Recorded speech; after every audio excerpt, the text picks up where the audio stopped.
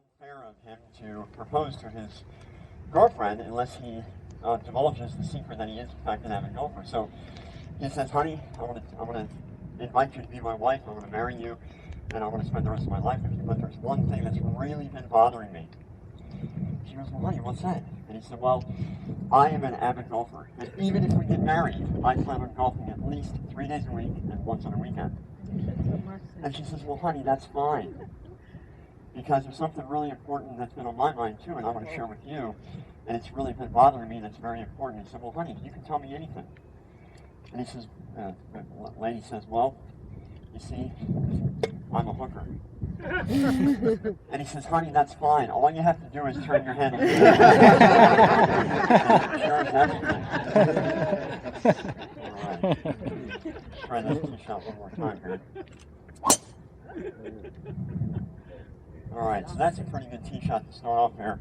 Now, occasionally, when I do exhibitions, I like to kind of combine some instructional content with my demonstration. So what I've done here, I kind of put this great big red ball right in the middle here, and then out there in the fairway you see a white flag right in front of the bunker.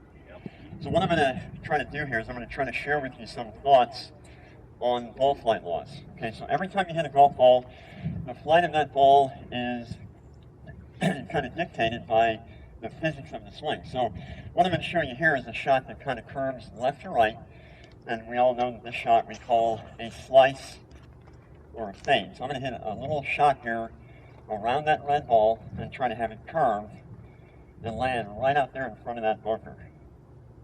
That's not a trick. Exactly. See what I told you? It's not a trick.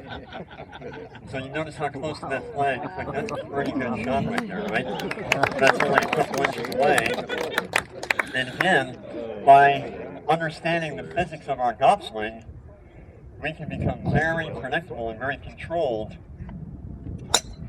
with the motion of that ball flight, okay? So when I want to purposely hit that golf ball with a curve on it that goes left to right, I'm going to set my body angle to the left, which is going to have my club cut across the ball, and therefore put a curve on it that looks just like this. And again, see the very, very predictable nature of that shot, because if I know the kind of spin that I put on the ball, I can then also know exactly what that curve is going to look like. Now let's say I want to really curve it hard. What I'm going to do now is I aim my body even more to the left, so now I'm going to go way over here to the trees on the left-hand side, and I'm going to really cut across that ball and try to make a curve all the way back to that bunker. So the more I aim left and the more I cut across it, the more that ball's going to curve. And again, fairly predictable shot. Now that was kind of a high shot. What I'm going to hit for you now is more of a kind of a low screamer. Okay? Now this is like that stinger shot that Tiger Woods has made so famous. Stay low to the ground. I caught the ground a little too early. That's going to be a pretty good shot right there, guys. Hit the pin. All right, so that's kind of an example of the ball flight where you want to have it intentionally go left to right, okay? And again, you guys will say, well, that's not a trick, I do that all the time. But what I'm going to show you now is the opposite of that, which is a draw or a hook. Now this one, I'm going to have this one go around the big red ball, and I'm going to try to make this go all the way over there to the pine trees on the left-hand side of the fairway. So this could be like about an 80 to 90 yard curve of this golf ball into the wind. Looks something like this.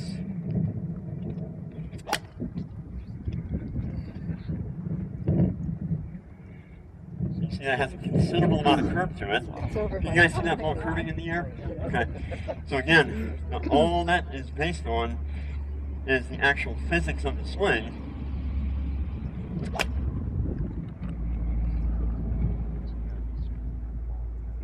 Let's try to make this one go way to the right. Starting out on the right side, finishing on the left side.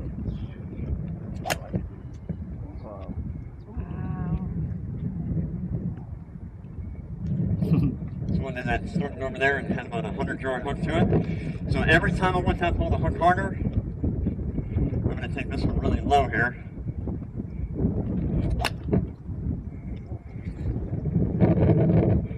Let's try one really tricky here. I'm going to hit the first shot really high, next shot kind of low. Trying to make the balls land at the same place, same time. First shot really high, next shot kind of low. I didn't see that. Did the high shot come in or not? No? Just came in there. All right. So that's kind of a little quick demo of how to control the flight of your golf ball. What I want to share with you now is a little, a little more tricky now, because what we're going to do next is hit 2 shots back to back. One shot's going to go out and fade. The second shot's going to go out and draw. And what I'm going to try to do here is make the balls crisscross in midair. Okay? Let's watch carefully here, see if I can pull it off. First shot, a little fade. Next shot, a little draw. Crisscross right there. What do you think? Close? All right. So a quick story on that shot. I was setting up for a show for a huge junior golf tournament in State College, Pennsylvania, and I had my whole show set up here, and a local TV reporter came by and said, "What are you doing here?" And I said, "Well, I'm going to do some trick shots for you." And he goes, "Well, what's a trick shot?" And I said, "Well, all these different shots. Did you mind showing me one?" I said, "Sure." So I explained the shot, and I said, "I'm going to hit one with a fade, one with a draw, and they're going to crisscross in midair." So the guy standing here like this, puts the camera up on his shoulder, and he goes, "Go ahead." So I hit the one go out like that, the other go out like this, and it was at nighttime, and the lights are shining, so you can really see the ball fly. And the one ball went out like this, the other ball went out like this, and they went boom. And I'm looking at this, I'm thinking, that is the most unbelievable thing I've ever done. I turned back to the guy, he said, "Sir, that was unbelievable. Would you mind doing it again so I can film it?" So he saw it, but he didn't capture it. Let's try it one more time, see if we can make him hit in midair. First shot with a fade. And the draw. So they crisscrossed pretty good, but they didn't quite hit. Alright, so that's all fun and games, right? But now you want to see something a little trickier. So what I'm going to do now, I'm going to hit a hook and a slice with one swing. So I call this my slug.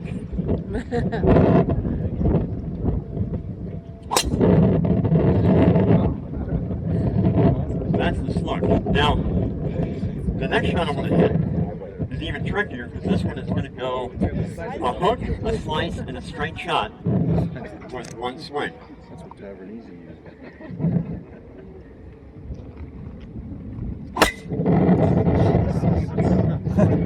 You did all three at once there.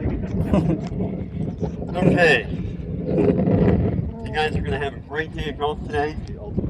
I am privileged to be here with you today, and I want to thank everyone for having me here. Now, one of the things that I've become very well known for is training players to hit the ball longer. Is there anybody interested in hitting the ball longer? Raise your hand. Should be every one of you, right? So, several of my clients are world long drive champions, and we've come up with a formula for hitting that golf ball really long. And I'm going to share with you a couple tips on how you can get more distance yourself. So first thing I want to do is just hit a drive or two and show you some distance. That's a pretty good drive. Try one more time. By the way, I was a two-time national long drive champion way back in 1985 and 86, and in 1985, I was one of the first players in competition to hit a ball 350 yards. So back in the day, that was a pretty good shot. Now you may think 350 isn't that much, that big of a deal, but some of the players nowadays, in fact, my one client, Witter, hit a ball 469 yards. So that's really far. Wow. Let's go ahead and hit another tee shot for you here. That's a pretty good ball right there. Now, usually players watch me hit, they say, well, you hit the ball far because you're tall and strong and fairly athletic. Okay? So, what we want to sort of test is a theory whether or not length is a function of physiology and the physics of the body or the physics of the swing. So I'm going to give myself kind of a handicap here. And if I only had one leg, you may make the assumption that I cannot hit the ball very far.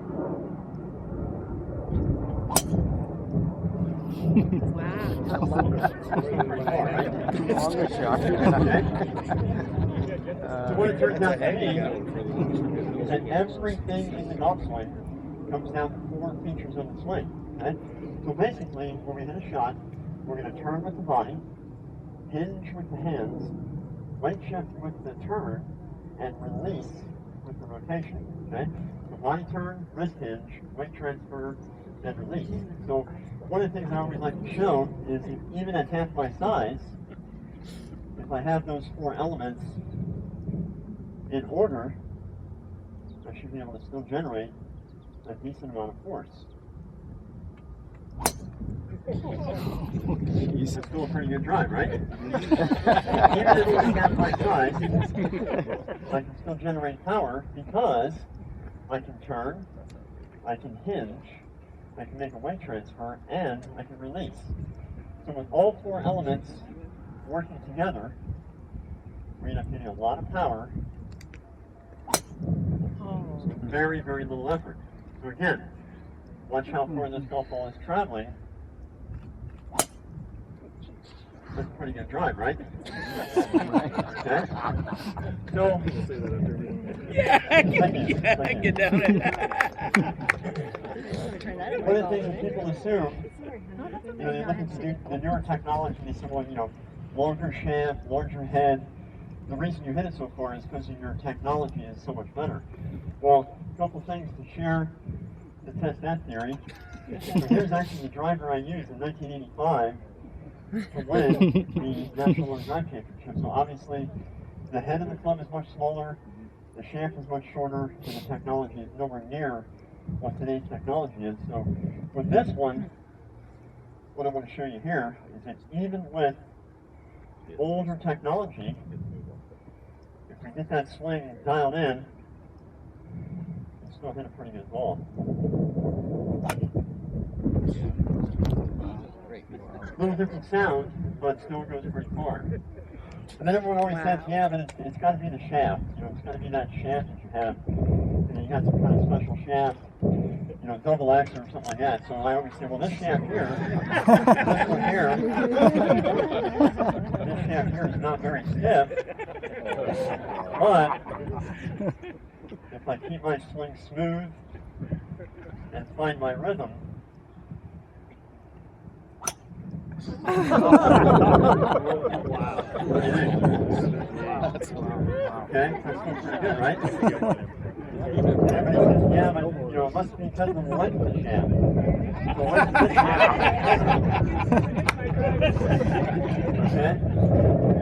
Now this one, I can still hit a pretty good ball. I just have to modify my stance a little bit. Make sure I don't pull anything here.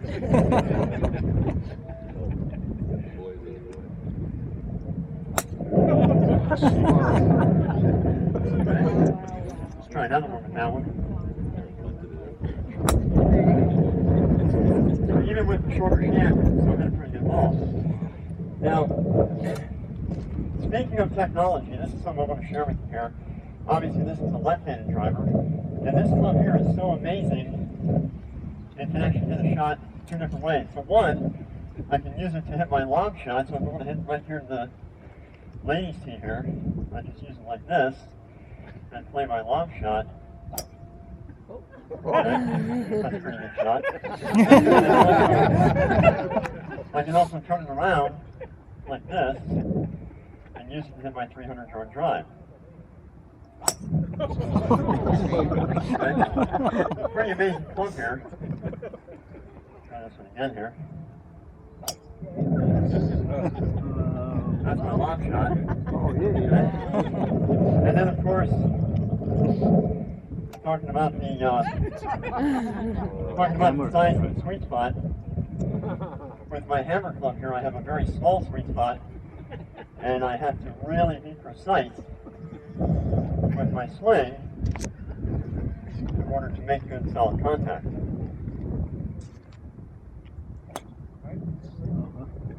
Well, I nailed that one, huh?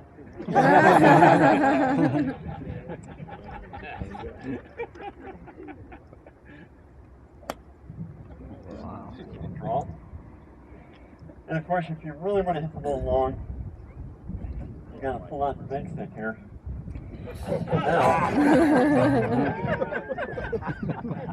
Now you pull out your 8.5-foot driver. This you really have to keep a smooth, even tempo here.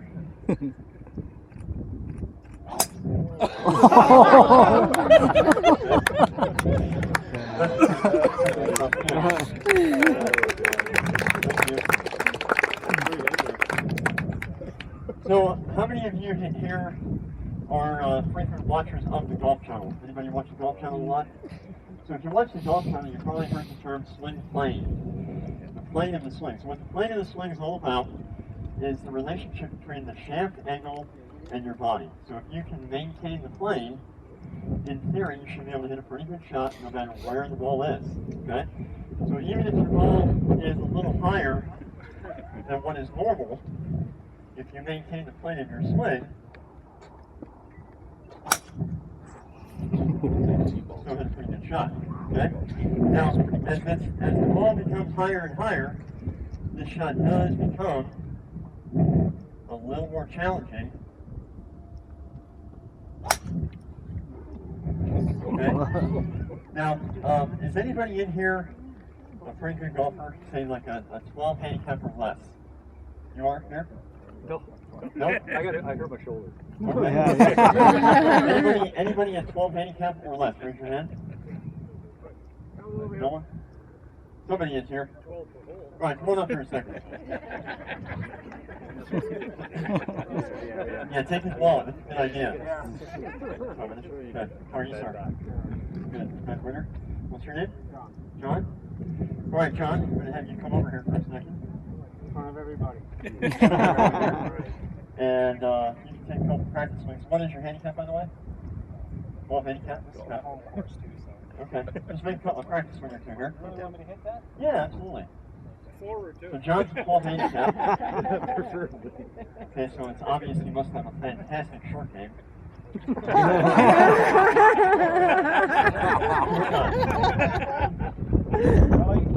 Absolutely. Short game. You hooked it. Need good contact. Really? Absolutely. You saw me do it, right? Whoa! All right, a little bit low. You got a mulligan left, Joe. Think we got a baseball bat? Keep that swing plane nice and level.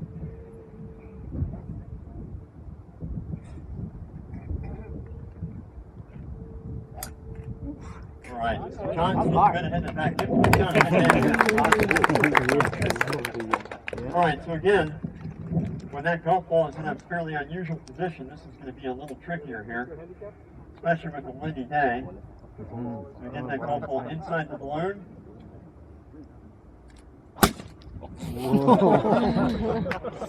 Pretty solid shot there. One more time. It's all about matching the plane of your swing to the golf ball. Ball was moving. That's right. All right, so speaking of swing plane and a moving golf ball, everything that we've done so far has been a fixed variable. So the plane of the swing has always been fixed, meaning that if the golf ball is standing still, all we have to do is match the plane of the swing to the golf ball. Now, if the golf ball is in motion, this gets a little trickier. Because now we have to match the plane to the falling golf ball.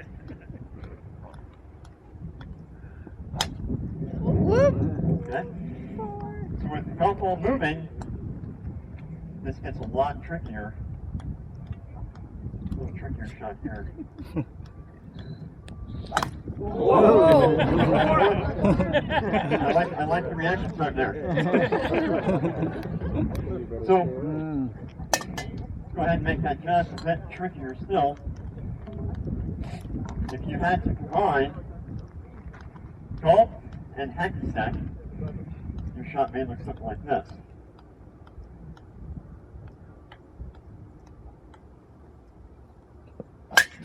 Right. Okay, we have just a couple minutes left, so I want to make sure I get to some of the more challenging shots that we have here today. So we're going to take this great big red ball and use it to illustrate one of the things about the golf swing that's a very, very critical factor in hitting the ball longer. And what that factor is what we call core stability. So core is everything right in here in the midsection.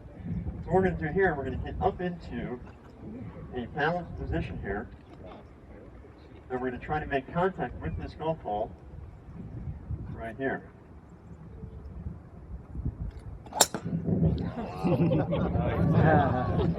That's still a pretty good shot, right? Thank you. You do? All right. Well, I'm going to be part of everyone's foursome today. On the first tee here, I'm going to stand here and hit a tee shot for all of you.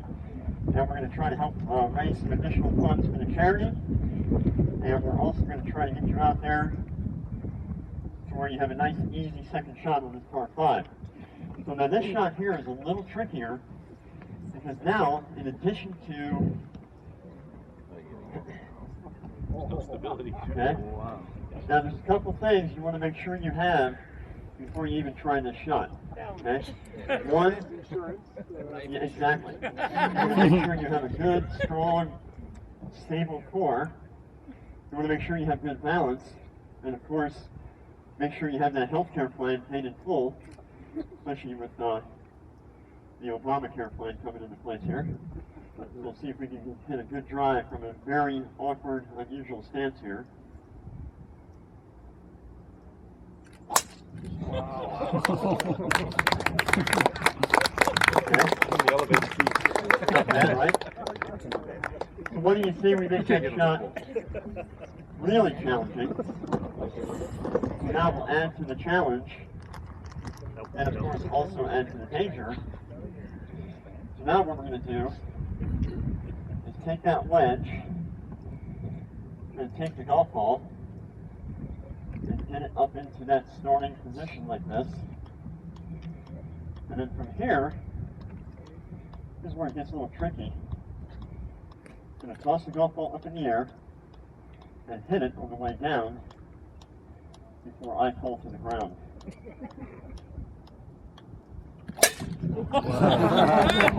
Alright. Tony, we have time for two more shots yet? 2 more shots in 2 minutes? Okay. Alright, let me have one volunteer to help me out here real quick. You can help me out? Let me have you take those balls right there, and I'm going to have you stand right back there. All you have to do is toss it right here. Okay, so we're going to have you toss it out somewhere in here. And again, this is the ultimate example of matching the sling plane to the golf ball. Okay? Somewhere in here. Ready? Ball set. Can't tell me you're a lefty.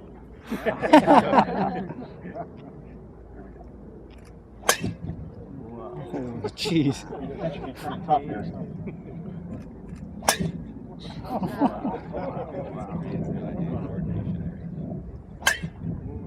Right, couple more shots. This is going to be like the hardest shot ever. Alright? Because what we're going to do now, we're going to do the same thing, but now really kind of enhance the challenge.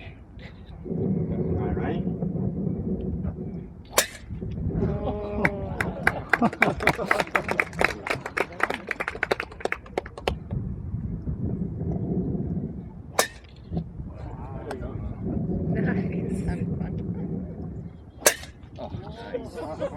Woo! Look at the heat. Let's go ahead and make it really, really challenging. All right, so not just on the ball, and not just out of midair, but now we're going to go off the ball, out of midair, with an 8.5-foot driver. So anywhere right in this area? Am I in danger of getting the backswing? I hope not. I carry good insurance though. Oh, sorry. A little outside, that's okay. You want a little more loft? No, that's good. All right, here we go. Ready? That's it. There you go. All right, I know we have to get going here, guys. Again, I'm going to get a chance to meet you all individually here on hole 1. Colleen, anything you want to add before we break up here? Nope. All right, I guess we're going to... Good job. Thank you very much.